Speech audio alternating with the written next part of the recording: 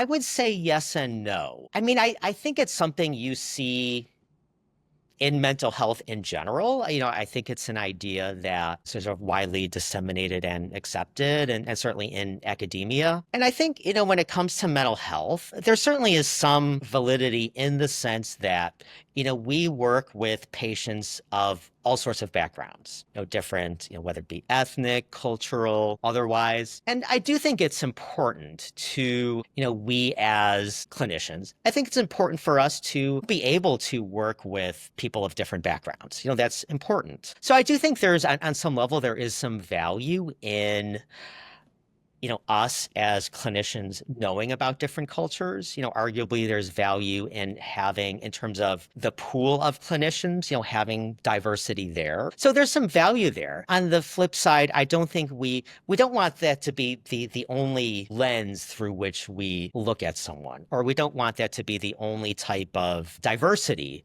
that we see within our field. Because there's a lot more diversity and range in our patients beyond just culture or ethnicity. Whether you're talking about religion, whether you're talking about, socioeconomic status, or even, political orientation. I think a lot of the people who talk a lot about multiculturalism, if you were to propose, we need more ideological diversity in our field, they likely would have a very different opinion on that. So it's interesting how certain types of diversity gets prioritized.